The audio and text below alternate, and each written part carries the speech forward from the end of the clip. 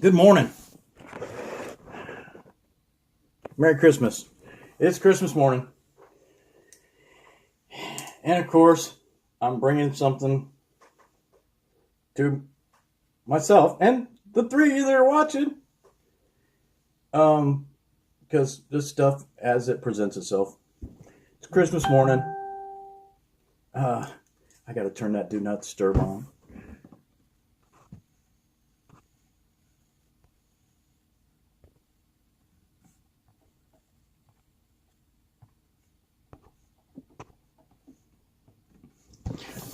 Okay. Oh, I don't know if it even recorded me doing that. Huh. Anyway, it's Christmas morning. You ever have those moments where you can't stand the smell of yourself? I don't know what that means. It just felt like something I needed to say. Then you put on some deodorant, brush your teeth, and everything's cool. Everything's right in the universe, I guess. I woke up a couple times last night thinking about these videos that I'm doing, and I keep having second thoughts. I keep wondering why am I doing this? Who do I think I am? And I realized when I was waking up last night that I still don't know if I've done a video about doubt. Because I realized something. I actually recorded one of these videos while I was driving. I was driving to a site the other day. And I was trying to make a point about the way I feel about Jesus Christ. And last night when I'm waking up a couple times, I realized that I actually rebel against myself. I'm not even sure sometimes what I should be thinking, and I deny myself. I argue with myself. I make a point against what I'm thinking, which is doubt. Self-doubt can be a problem unless it's progressive, unless it gets you to a point where you have better understanding, or you can troubleshoot better, you can solve a problem. Because that's what life is. It's just a series of freaking problems to solve or to escape from. Whatever, some people ride on, other people's coattails. Some people, get into the thick of it. Everybody's approach is different. Mine seems to be a life of understanding, trying to understand, trying to get a picture of, just trying to know. But I realized, I watched a video from one of my friends on Facebook that just struck me, because she's one of the few people on Facebook that actually posts in paragraphs, and they're very meaningful. And I have a lot of respect for her. But she posted a video that had the voice of her sister who passed. In her paragraph, she explained how, some people say you get over it, or she said you don't, because you really don't. I've told people, my dad died when I was 26 years old. And my mom just recently passed. And you don't really get over it. You kind of get past it, but you don't really get over it. Because, you have memories and there's things and thoughts pop into your head at random, as years go on. And I remember, I'm just now starting to get to the point where I don't think about, my dad so much. He died 9 months before Cassie was born. Almost exactly. He never got to know his granddaughter. And that made me start thinking about these videos. And maybe my intuition was right. This was a smart thing to make these videos, because who knows? I get hit by a truck tomorrow, or I get cancer, or I have a heart attack. I mean, anything could happen, right? And I'm not a grandfather yet. Just like my dad. My dad never really got to be a grandfather. And I didn't even start really thinking about it until the last couple of years. I mean, really didn't really start thinking about it until Cassie married Charlie. And then I'm like getting all excited and I get to be a grandpa, which is exciting. It's kind of going to be a fun thing, moldable mind, something fresh and new to this world, without all the corruption and the dirt and the sin and the just, you can put some good in there. Just a fresh mind. And I realized, because of her post, she got to hear her sister, which has got to be pretty damn cool. Sad too, but pretty cool that was left behind. It's an archive. And I think that's what I'm doing here. I mean, I've said it over and over again. I'm doing these for me. I really am. I'm doing them for me. And the three of you that are watching. But I'm hoping at the same time, I might be able to impart something that's usable. Something that might be helpful to, anybody that watches it. I mean, these videos, I'm posting them on YouTube, and then I'm putting my links on Facebook. I have this concept of I'm sharing philosophy, because granted, I've been through more shit than I care to even talk about. I mean, that's why I have all these stories. I really haven't even told the stories. Mostly what I've been saying has been rants. Yeah, whatever. But I realized, waking up a couple times last night, and I've been watching this show, Travelers, on Netflix. Pretty interesting show. For the thinking person, it just starts firing, neurons like crazy. Makes you start thinking about stuff. I realize these people, they come back from the future to save, they come back from the future to the past to save mankind. Of course, it's fiction, and, it's the product of some writers. Probably, it seemed like they're pretty good writers, but I don't know, this third season, it may be going off the rails a little bit, because it's getting a little complicated, and you don't really know who the good guys are and who the bad guys are.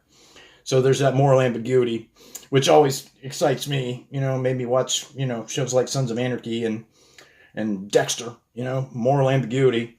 Good guys doing bad things, bad guys doing good things. Yeah, where's the middle?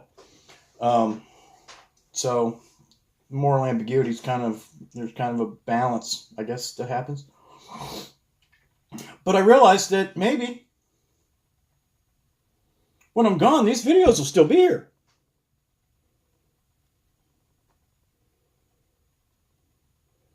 And who knows? If I happen to go before I become a grandfather, Cassie can say, hey, this is your grandpa.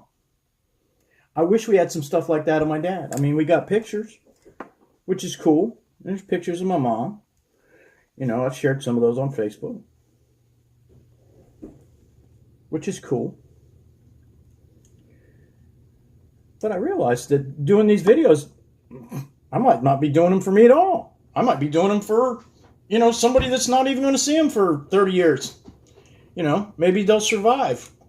Maybe they'll, maybe when they're 35, 40 years old, they'll dig through, boxes of, their passed on parents' things and, find an old tablet and charge it up and find, wow, there's videos of my grandpa in here. and they'll get to find out what kind of person I was. And as I'm recording this, it's what kind of person I am. And with that in mind, I realized I'm kind of getting back to the point. I kind of meander sometimes. I kind of been arguing about Jesus Christ because I rebel against myself, and I rebel against labels. I rebel against labels, and then I say labels have a reason, because without labels you can't define anything. So I don't really know what I am, because I can associate myself with certain labels. I can say I'm an intellectual. I can say I'm a philosopher. I can say I'm a troubleshooter. I can say I'm a mental warrior. I can say a lot of things. I could say I'm a loser. I could say, I don't know what the hell I'm talking about. I don't know what the hell I'm doing. So there's a lot of different things that I could say to myself and label myself. But I realize now that, like when I was taking care of my mom, people used to refer to me as mom's caregiver. And I denied that. I always argued that. No, I'm not her caregiver. And I told people that I'm not her caregiver. I'm just letting her live with me. And I make sure she gets to the doctor, and I make sure she goes to the hospital when things get really bad, and she needs a hospital, and she needs that kind of care. So I would accept that I cared for her. I cared for her, and I let her live with me, but I never claimed and I never took credit for being her caregiver. And the reason I did that was because I didn't feel like I was her caregiver. Because I was arguing with myself. No, I'm not her caregiver. I'm not changing diapers. I don't have to, there was a couple of times when she threw up, and that was like, you do that when you got a friend that's drunk and you hold their hair up so they don't get vomit in their hair. I didn't have to do that because Mom kept her hair short. So, but I'd clean up sometimes. But that didn't make me a caregiver. Not in my mind. I did research her drugs, took her off a couple medications because I didn't really think they were helping her dementia, because everything that was recorded said it did brain damage. I'm like, okay, what the hell are these doctors thinking giving her drugs that there's empirical information that says it causes brain damage? So I took her off those medications. Maybe that was caregiving. I watched her diet. I knew there was things that diabetics shouldn't eat. I had to be the bad guy, not let her make cookies and brownies all the time, even though she wanted them, because she was diabetic. She was on kidney dialysis 3 times a week. She had to go to dialysis, and they had to filter out her blood and, get all the bad things out because her kidneys didn't work. But, today I say I was her caregiver. I was her caregiver for 3 years. For one, it was my decision. I was the one that made the decision to go to Dayton, Ohio and get her and bring her back here. Because of her 3 granddaughters. I was the one that was thinking about that. I basically made that decision for 4 females. Because I knew that was important to their lives. And I felt that that's what a man's supposed to do. Part of the job of being a man is to protect the women. The women bear our children, which is really important thing. Never mind everything else. Never mind all the nurturing and all the other stuff that goes along with it, but they make our children. So I don't know. I think I have a healthy fear and respect of women. And I think that there's certain obligations to, that come with that to be a man. Men are supposed to protect women. Except women that don't deserve protection. There are some of those. But that's where the wisdom comes in, understanding, things like that. So when I was taking care of her, I denied being her caregiver. I was not her caregiver. If anybody asked me, I was not her caregiver. In fact, there's a couple people who might even remember me saying, if you'd have talked to me 10 years ago, this is before, If you'd talked to me 10 years ago, before I was taking care of Mom, I'd have told you there's no way. There's no way. I'm not going to take care of my mom. I'm just not that guy. I'm not going to do it. So I realized that I'm kind of a liar by default. And, I watch Jordan Peterson a lot. And one of the things that he says is that we all lie, and that's, he's been asked a couple questions, what are the 12 rules is the hardest thing for him to deal with. And he says it's to be honest all the time. That's the thing that challenges him the most is trying to be honest all the time. I found I kind of have to be honest by default. Because when I was younger and I tried to lie, I always got caught. So you learn by experience, if you're going to get caught lying, then you just try not to freaking lie. So I kind of learned that by osmosis, and it kind of made me an honest man. And kind of made me a troublemaker as well, because some people really just can't handle the truth. I mean, some people live in a world full of lies. They lie to themselves, they lie to everybody else, and they're living in a fallacy. They're living in a fiction. I don't know how that's done. Because I'd rather piss somebody off than tell them the truth and have them kick me out of their life, and have respect for me because I told them the truth, than to lie to them just to keep them close. That doesn't seem productive to me. But I've recently discovered that, I lie by default. And it's lies that I can live with, because I think Jordan Peterson's right. I think we all do lie. And that's a challenge. It is a challenge to be honest all the time. I mean, I've told people that part of the reason I can walk around and I can deal with people and I can solve problems and stuff is because I don't give a shit. I don't care. I really don't. And that's a lie. That's a lie. Because the older I get, the more sensitive I get. The more things bother me. But I still have to keep a distance. I can't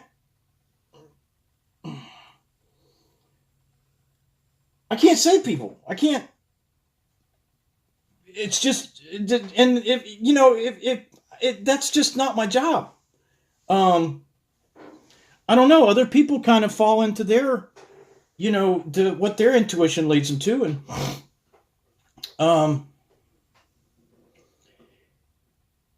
circumstances in their life lead them to do certain things and be in positions where they can do certain things. I mean, the position that I've been, set to is, one where, I've kind of ended up kind of in poverty, and if it wasn't for, truthfully, if it wasn't for Fabian, there's no telling where I would be. Because, he's just,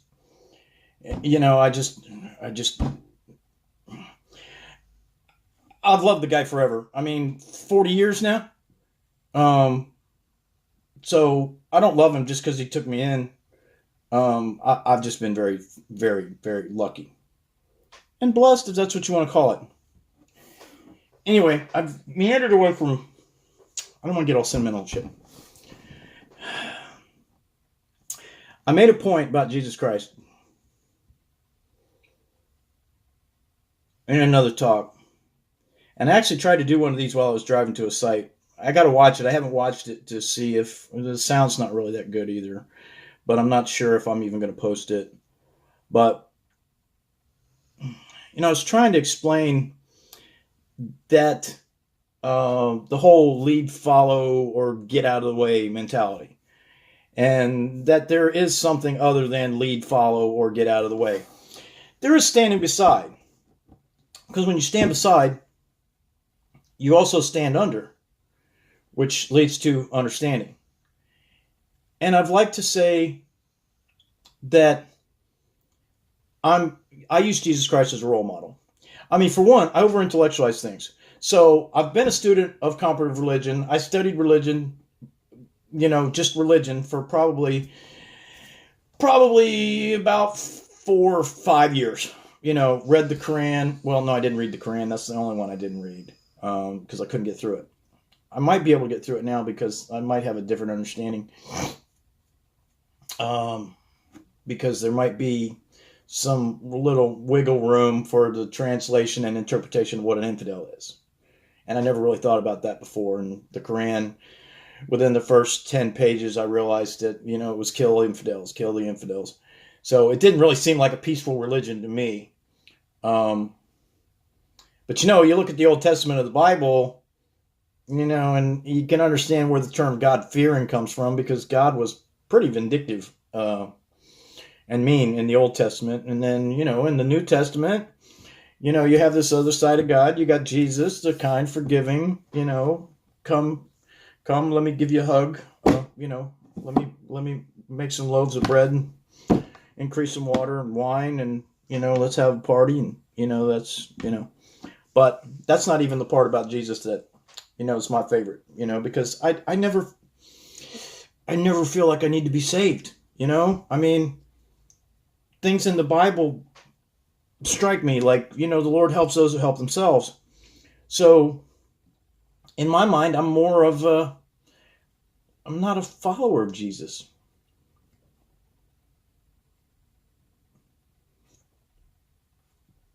I'm a soldier in Jesus's army. That's the way I perceive it. But, that's maybe an argument, and I've had a couple people tell me I'm a better Christian than most Christians, and I will deny it over and over and over again. I am not a Christian. And it's because I've over-intellectualized things.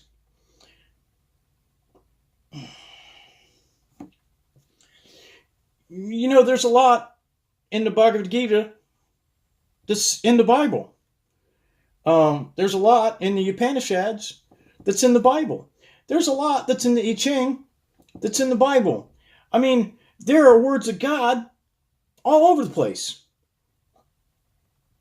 And Jesus is kind of a westernized role model.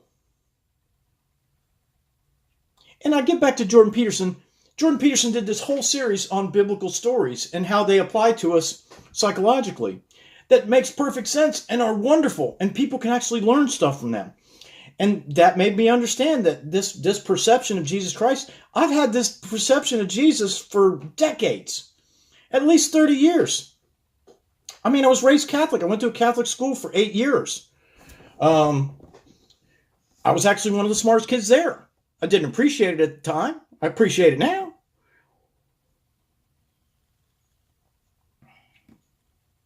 But I have disputes. I have disputes with myself. I have disputes when people want to label me and I refuse to label. It's like when I had a couple people call me a prima donna. I had to research what that was and figure out what I needed to do to stop it because it was not a good thing. And that's the way I am. If I hear something, enough times, I'll try to correct it. There's certain things about me apparently I can't correct. Fabian keeps telling me how stubborn I am. And how I don't really bend on certain things. But it's because I have certain understandings that, can't be contended with. But I'm not really sure the point I'm trying to make here. It is Christmas. Merry Christmas, by the way. Well, to the three of you that are watching. And this is all stream of consciousness stuff. It's just thoughts as they come to me. And I don't know, I might tell stories. I was actually thinking the last couple of days I might not even do this anymore. Now I'm realizing there is a benefit, even if it's just for one person. Maybe a grandkid. Grandniece or something. If I have, descendants. People that end up with little my blood in there. Who knows?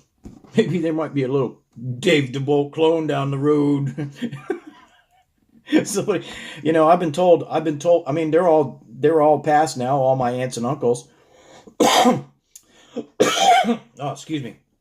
All my aunts and uncles on my mom's side, but when I was growing up and when I was a teenager, Most of my aunts and uncles, when they did see me, every one of them said that I reminded them of their dad, Arthur Reinhardt.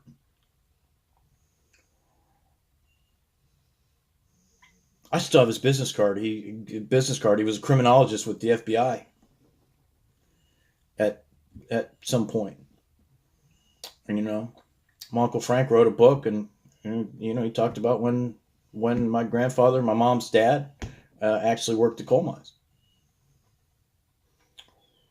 And apparently he's a bust ass kind of dude because he had 13 kids.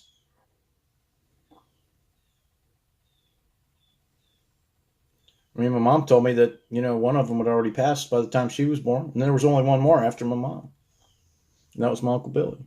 Uncle Billy's gone. Mom's gone. Dorothy, Frank, Dan. I don't know. There's some of them I never even met because there was, I had aunts and uncles that were, shit. I had aunts and uncles that were old enough to be great grandparents. Much less, grandparents. 13 is a long time. That's a lot of kids. Yeah. Yeah. My grandmother. Yeah, for what I understand, most of the kids never really even knew their dad that much because he was always working. Hell, he had to be with that many kids. In this day and age, you can't even, there's no way you could support that many kids. Not without, the state's help or something. Without a lot of charity, you just couldn't do it. It's a different time. But anyway, I'm trying to say this thing about being beside Jesus and being a soldier with Jesus and using Jesus as a role model and not really being saved and not being a follower. Because, I thought it was good advice at one point. Somebody said, if you want to be a good leader, you got to be a good follower. And that kind of makes logical sense. But in my mind, I'm all about communication, collaboration, cooperation. The 3 C's. Which I always end up bringing up. It seems to be a recurring theme with me. Because the best things in life come when people work together. And I believe that God is in all of us. We all carry a little piece of God. And I believe that God will wholly manifest when we learn how to work with each other. And none of us is trying to escape. And we all learn to communicate, collaborate, and cooperate to everyone's benefit. And when that happens, God will manifest. And I'm not sure if God will look like Jesus Christ. Hell, most people don't even realize, Christmas, I'm not big about the holidays. And, when you really look into it, Jesus was actually born in September. According to, astrology and the stars that, that are mentioned in the Bible and stuff like that. Jesus was actually born in September. And then you can see that the winter solstice is when the merchants kind of moved Christmas because it was a good time to get rid of all their year-end merchandise. So anyway, I'm going to stop with the intellectualizing Christmas for that. I'm recording this Christmas morning. Merry Christmas. I do realize this is probably going to be the weirdest Christmas for me. I might even have a grandkid next Christmas, which that Christmas will be totally great. Not that this one's bad. It's just a lot of stuff are striking me because now my mind is clear. I recommend that for everybody. Clear your mind. Stop the drinking. Stop the smoking. If it's at all possible, get off the antidepressants because, I don't even know why my mind's clear. It could be partially because I don't tune to A440 anymore, which historically, empirically, it destroys the will. I kind of starting to believe that because I've been tuning to A432, which is the frequency of God, for the last year and a half. When I found out about it, all my instruments are tuned to 432. I don't tune to 440. It could be I came to the point where I decided to stop self-medicating because for about a year now I've been drinking bulletproof coffee, and maybe there's some truth to the thing about coconut oil giving you those try something something your brain needs, and it helps your brain. I've been taking phosphatidylcholine and ginkgo biloba and stuff for years, and I think that's probably helped with my problem solving abilities, but nothing to the point where, hell, I've almost quit smoking. I haven't had a cigarette in a while, and the last one I had was probably about 4 days ago, and it didn't make me want to go out and buy a pack of cigarettes. So it's weird because when your mind starts to clear, it just kind of and I'm hoping it lasts because it's kind of mysterious. But I don't know if it's the bulletproof coffee, if it's tuning my guitars to A432.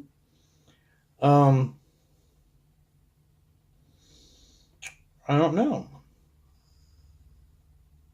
Could be being around,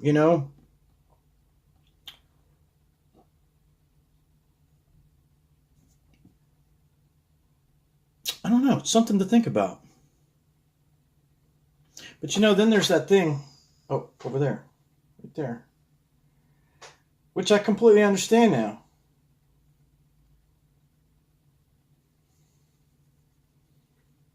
When your entire existence is an act of rebellion. And I realize I argue with myself. And that's how I come to conclusions because, I argue with Fabian too, and actually he helps me as well, but your own conscience is where you make progress. If you have a conscience. Because that's where where right and wrong are. And that's where you have to question yourself. That's where you have to do battle with yourself in order to come to the right conclusion. Because conclusion implies that there's a conflict. A conclusion means you're bringing some conflict to a conclusion. God, why do I sound so stupid sometimes? I just don't get it. Anyway, I'm going to stop this here now because I don't know. It seems like a good place to stop. I still don't know if I made a point. I think I'm trying to say that I understand now why I'm doing this, because this is actually an archive. This is leaving something for the people that come behind me. I mean, who knows? Tomorrow I might get hit by a truck. I think I'm as smart as I am because I've doubted myself and I've questioned myself. And I think doubt is a very healthy thing. I don't think we shouldn't.